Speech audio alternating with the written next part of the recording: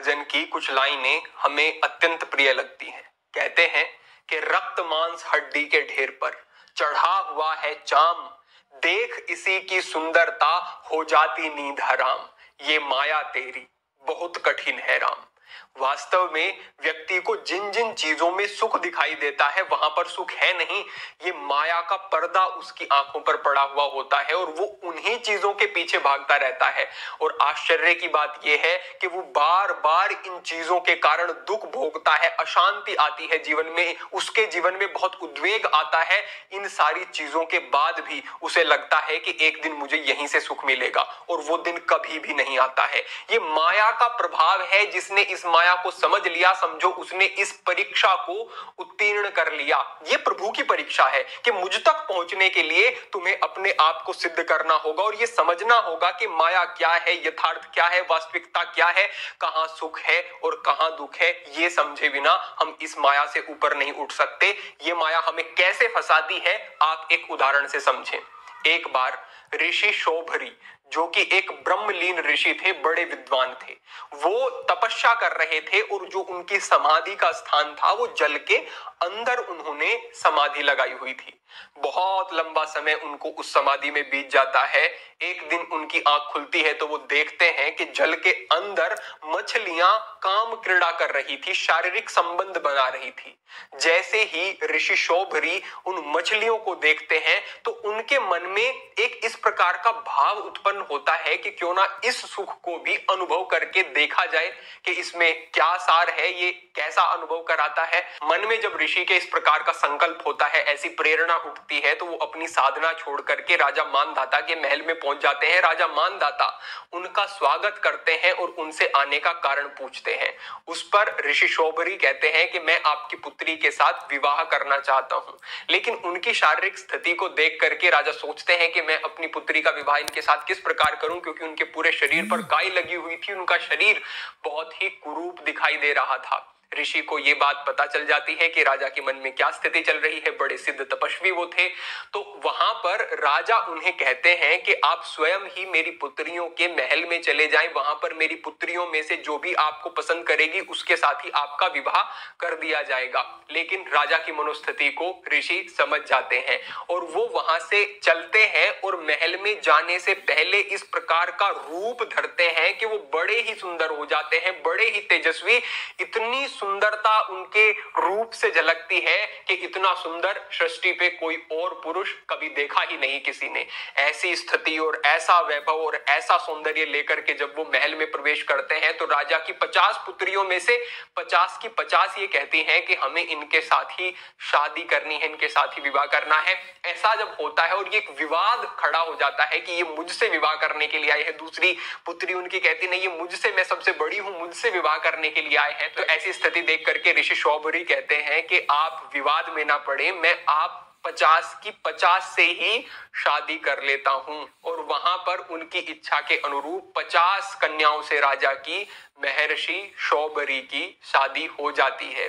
वो विदा हो जाते हैं। काफी समय बीत जाता है तो राजा मानधाता सोचते हैं कि मैं अपनी पुत्रियों के पास जाता हूं और देखता हूं कि वो किस स्थिति में है, क्योंकि वो तो राजा के एक राजसी वैभव में पली बड़ी है, एक ऋषि के साथ वो किस प्रकार से रह रही होंगी। ऐसा जब मन में भाव आता है तो राजा मानधाता अपनी पुत्रियों का कुशलक्षेम पूछने के लिए वहां पर जाते हैं। जाकर के देखते हैं कि जैसा महल राजा का था उससे कई गुना बड़ा सुंदर स्वर्ण का महल बना हुआ है और ऐसे ऐसे 50 महल बने हुए हैं अलग अलग। ऐसा देख करके वो बड़े आश्चर्यचकित हो जाते हैं। महल के अंदर, वो पहले महल के अंदर प्रवेश करते हैं तो देखते हैं कि उनकी पुत्री बड़े ही आनंद से, बड़े ही सुख वैभव से वहां पर है और जो ऋषि शोभरी हैं वो भी उनके पास बैठे हुए हैं। राजा वहां पर जाते हैं, उनका स्वागत किया जाता है। राजा अकेले में ले जाकर के अपनी पुत्री से फिर पूछते हैं कि क्या तुम ठीक से हो, क्या तुम सुख से हो। तो उनकी पुत्री कहती हैं कि मैं तो बिल्कुल सुख से हूं, मुझे कोई समस्या नहीं है, लेकिन मुझे फिक्र अपनी बहनों की लगी रहती है, क्योंकि जो ऋषि शोभरी हैं वो तो मेरे पास ही पूरा दिन रहते हैं, मेरे साथ ही वो समय व्यतीत करते हैं, मेरी दूसरी बहनों का क्या हो रहा होगा। इतना सुनने पर राजा को भी लगता है कि दूसरी पुत्रियों के साथ तो ये अन्याय हो रहा है। वो पहला महल छोड़कर दूसरे महल में जाते हैं तो वहां पर भी वही स्थिति स्थिति देखते हैं वहां पर भी महर्षि शोभरी विराजमान होते हैं और उनकी दूसरी पुत्री भी यही कहती है कि मेरा तो सब कुछ ठीक है, मैं सोचती हूँ कि दूसरी का क्या होता होगा, क्योंकि ये तो पूरा दिन पूरी रात्रि मेरे साथ ही रहते हैं। ऐसे ही राजा मानधाता जब पहले महल में, दूसरे महल में, तीसरे महल में, चौथे में जाते हैं तो सभी स्थानों पर महर्षि शौभरी को पाते हैं। इतना होने पर वो जान जाते हैं कि ये तपस्वी की, ऋषि की जो एक शक्ति है उसका ही प्रभाव है कि वो एक समय पर ही सभी अपनी पत्नियों के साथ थे, अलग अलग से वो सभी के साथ अलग अलग देह धारण करके उनके साथ समय व्यतीत कर रहे थे। महर्षि शोभरी इतने तेजस्वी, इतने तपस्वी और 50 देह धारण करके उन्होंने भोग को भोगा। जिस भोग को भोगने की प्रेरणा और स्फुरण उनके मन में जल में काम क्रीड़ा करती हुई मछलियों को देख करके होती है, उस भोग को 50 शरीर धारण करके महर्षि शोभरी भोगते हैं और लंबे समय तक जब भोगते हैं उनकी अनेक अनेक संतानें होती हैं। तो उसके बाद एक दिन वो बैठे और सोचते हैं कि ये मैंने क्या किया। इतना भोग भोगने के बाद भी महर्षि शोभरी को कोई संतुष्टि नहीं होती और उन्हें लगता है कि इसमें कोई सार नहीं, इसमें कोई सुख नहीं, ये तो ऐसा सुख है जो कि कुछ क्षण के लिए आता है और फिर समाप्त हो जाता है। फिर से मन में प्रेरणा उठती है, कुछ क्षण का सुख है, फिर से उसी मलिनता में व्यक्ति लग जाता है और इसके कारण व्यक्ति की वृत्ति जो है वो तमोगुणी हो जाती है और व्यक्ति को अशांति अशांति और केवल अशांति ही अनुभव में आती है, प्राप्त होती है। तब वहां पर महर्षि शोभरी कहते हैं, अहो इमं पश्यत में तपस्विना सच्चरित व्रतस्य। कहते हैं कि अहो यानी कि ये मैंने क्या किया, मैंने अपनी तपस्या से अर्जित उस पुण्य को क्या इस कर्म के लिए गवा दिया। अहो शब्द जो यहाँ पर कहा गया है कि मैंने ये क्या किया, मुझे बड़ा अफसोस है, मुझे बड़ा विषाद है इस चीज को लेकर के, ये मैंने ठीक नहीं किया, मैंने इस कार्य के लिए तपस्या से अर्जित उस बल को, उस तेज को गवा दिया। ऐसा जब उनके मन में भाव आता है, प्रेरणा आती है, तो पुनः वो अपनी उस गलती को सुधारने के लिए प्रेरित होते हैं और वो पुनः अपनी साधनाओं में संलग्न होते हैं, ईश्वर के नाम लेते हैं, उनके साथ तादात्म्य उनका बनता है, तो धीरे धीरे फिर से उनका मन शुद्ध होता है और फिर से वो उसी दिव्य मार्ग पर आगे बढ़ते हैं। तो आप यहाँ पर थोड़ा सा ध्यान दें, किस प्रकार से एक ऋषि जो कि तपस्या कर रहा है, एक मछली के शारीरिक संबंध को देख करके उनके मन में एक स्फुरण हुआ। ये स्फुरण क्यों हुआ? क्योंकि किसी एक चीज का आलंबन ले लिया उनके विचारों ने कि इसमें सुख लग रहा है, इसको अनुभव करके देखते हैं। इसी प्रकार से एक व्यक्ति जब विभिन्न प्रकार की अश्लील चीजों को देखता है, अश्लील चित्रों को देखता है, गलत दृष्टि से माताओं को, बहनों को देखता है, तो उसके मन में भी एक स्फुरण होता है कि मैं भी इस सुख को अनुभव करके देखूं। अब उसके पास तो कोई तपस्या नहीं, कोई साधना नहीं, कोई विवेक नहीं, वो तो पूरी तरह से कामजनित विचारों से ही प्रेरित है, तो वो कैसे बच सकता है? ये जो एक स्फुरण होता है, यहां पर जब आप रुकावट नहीं लेकर के आएंगे तब तक ब्रह्मचर्य भूल जाएं, तब तक इस माया से उबर पाना भूल जाएं। तो ये जो स्फुरण है ये कब आता है? जब इसको एक सहारा मिलता है किसी वृत्ति का, व्यक्ति का, चित्र का, विचार का, शब्द का, संग का। तो इससे आपको बचना है, सही स्थिति में आना है। उसके बाद आप देखें उनके मन में प्रेरणा होती है, वो महल में जाते हैं, वो भोग भोगते हैं। अनंत भोग भोगने के बाद भी मन में जो अंतिम भाव उत्पन्न होता है वो यही है कि इसमें कुछ नहीं है। हमारे शास्त्रों में बार बार ये कहा गया है कि सोचा तस्वांग जुगुत्सा पर संसर्ग, के अगर इस शरीर को ध्यान से देख लोगे तो आपको पता चल जाएगा कि इस शरीर से निरंतर गंदगी का ही निष्कासन होता रहता है। इस शरीर में बहुत कुछ सार है नहीं।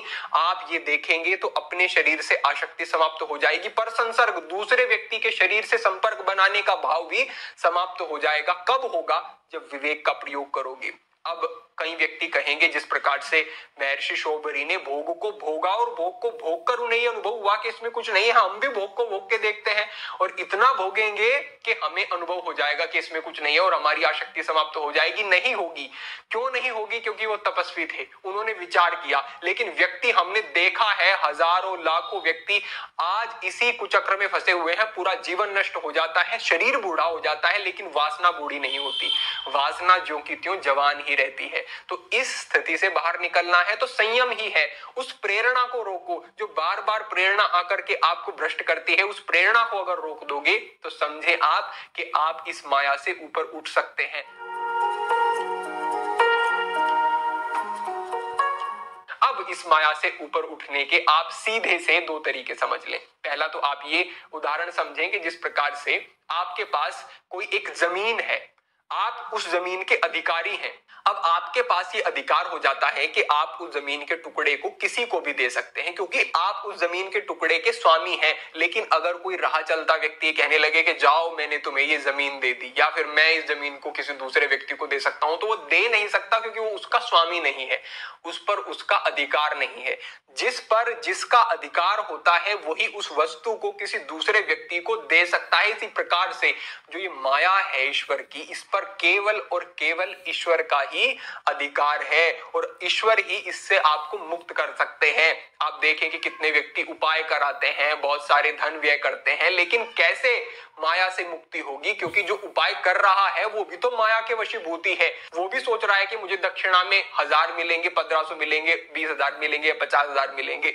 वो खुद माया से प्रेरित होकर के उस कार्य को कर रहा है, तो वो कार्य आपको माया से मुक्त नहीं कर सकता। केवल और केवल चिदानंद ब्रह्म का वो नाम ही है जो आपको इस माया से बाहर ले जा सकता है। भ्रकुटी विलास न चावत जाही, अस प्रभु छाड़ी भजेऊ कहु काही, मन क्रम वचन छाड़ी चतुराही, भजेऊ कृपा करही रघुराही। के वो भगवान जो कि अपने भोहों के इशारों पर इस माया को नचाने वाले हैं, उनको छोड़ करके किसी और का भजन करना, किसी और को चाहना, ये तो मूर्खता की बात ही दिखाई देती है। तो वो केवल भगवान ही एकमात्र ऐसे हैं जिनके नाम का सहारा इस माया से क्षण भर में भक्त को मुक्त कर सकता है। तो आपको समझना होगा कि कलयुग में, इस समय में जो विकट समय चल रहा है, यहां पर ज्ञान काम नहीं आएगा, क्योंकि ज्ञान है नहीं। आप देखें कि प्राचीन समय में इतने स्वाध्याय, इतनी तपस्याएं, इतने योगिक साधनाएं करने के बाद व्यक्ति की संभावना होती थी कि हाँ वो इस विवेक को विकसित कर सके और वो इस माया के बंधन से मुक्त हो सके। लेकिन आज के समय में ना ज्ञान है, ना साधना है, ना तपस्या है, ना योगिक सिद्धियां हैं। आज के समय में केवल और केवल पार ब्रह्म परमेश्वर का नाम ही है, उनके प्रति समर्पण और शरणागति ही है जो आपको इस माया से बाहर निकाल सकती है। तो सब कुछ छोड़ करके ईश्वर को ही ये कहना कि हे पार ब्रह्म परमेश्वर, हमने सब कुछ करके देख लिया, हमारे अधीन कुछ नहीं है, हमारी श्वासें भी हमारे अधीन नहीं, जीवन भी अधीन नहीं, और आपकी माया का हमारे ऊपर प्रभाव, इससे हम बच सके, हमारा ऐसा सामर्थ्य नहीं है। इस प्रकार के भाव लेकर के अगर आप ईश्वर के सम्मुख समर्पण करते हैं तो निश्चित जानिए, अनुभव की बात कहते हैं कि आपको इस माया से बाहर आने में सुविधा होगी, सहज होगा आपके लिए। और जब आप उद्देश्य करेंगे तो उद्देश्य पूर्ण भी होगा, लेकिन सही दिशा में प्रयास करना अनिवार्य है। तो आप ये समझ लें कि ये जो आप स्थितियों में फंसे हुए हैं, हमारे नवयुवक अपना समय, ऊर्जा और शक्ति को नष्ट कर रहे हैं, ये आपको पतित कर देगी, आपको कुछ भी देने वाली नहीं है जीवन में। तो आप सदाचारी हो जाएं, अपने आचरण को ठीक करें, ब्रह्मचर्य का पालन करें, ईश्वर के प्रति निरंतर आसक्त रहें, उनका नाम लें, तो यही आपके लिए सदगति का मार्ग होगा। पुरुषार्थ करें, अपने कर्तव्यों का निर्वहन करें, हर प्रकार से सिद्धि के मार्ग पर आगे बढ़ें, इसमें कोई बाधा नहीं है।